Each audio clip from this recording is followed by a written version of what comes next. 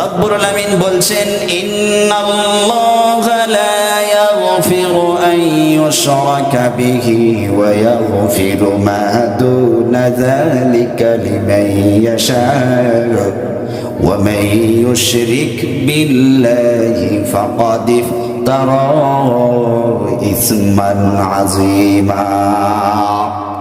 রব্বুল আলামিন বলছেন ইন্নাল্লাহা লা ইয়াগফিরু আন ইউশরাক, আমি আল্লাহ তাআলা ক্ষমা করব না শিরক গুনাহ, আমি কখনোই ক্ষমা করব না।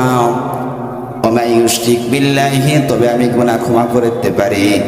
শিরক গুনাহ ব্যতীত যদি অন্যান্য গুনাহ হয় আমি আল্লাহ তাআলা চাইলে ক্ষমা করতে পারি, না করতে পারি। তবে স্মরণ রেখো ওয়া ইউশরিক বিল্লাহি ফাকাদ ইফতারা ইসমান আযীমা, শিরক গুনাহ হলো সবচাইতে বড় গুনাহ।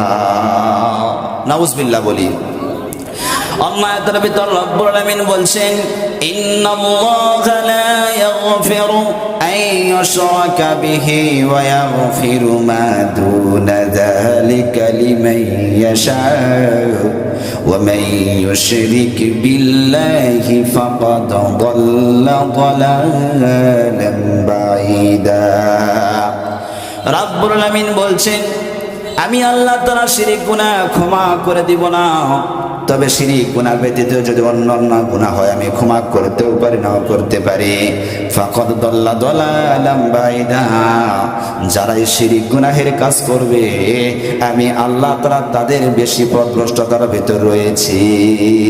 নাউজুবিল্লাহ বলি। অন্য আয়াতে রব্বুল আলামিন বলছেন যারা এই শিরকি গুনাহের কাজ করে আল্লাহ তাআলা তাদের কথা কোরআনে তুলে ধরেছেন, তারা যতই আমল করুক না কেন তাদের আমল কোন সময় আল্লাহ তাআলার নিকটে গ্রহণযোগ্য হবে না। রব্বুল আলামিন বলছেন ওয়ালাউ আশরাকু লাহাবিতা আনহুম মা কানু ইয়ামালুন। রব্বুল আলামিন বলছেন তোমরা যতগুলো আমল করো না কেন লাহাবিতা আনহুম মা কানু ইয়ামালুন, তোমাদের সকল আমলগুলো নষ্ট হয়ে যাবে। নাউজুবিল্লাহ বলি।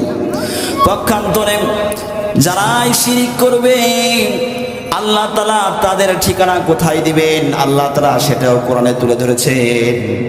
রব্বুল আলামিন বলছেন ওয়া মান ইউশরিক বিল্লাহি ফাকাদ হারামাল্লাহু আলাইহিল জান্নাতা ওয়া মাওয়াহুন নার ওয়া মা লিয-যালিমিন মিন আনসার।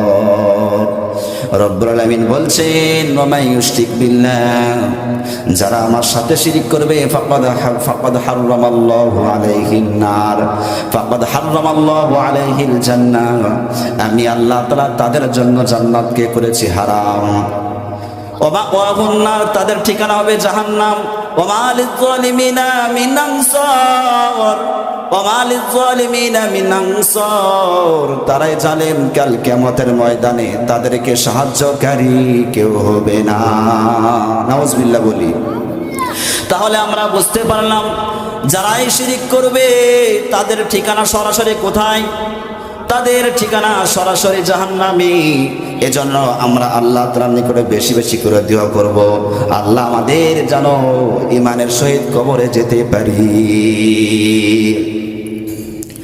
ঈমানের পথে অবিচল রেখে, ঈমানের পথে অবিচল রেখে মরণ যেন হয়। ঠিক না? আমাদের মৃত্যু যেন ঈমানের সাথে হয়। তাহলে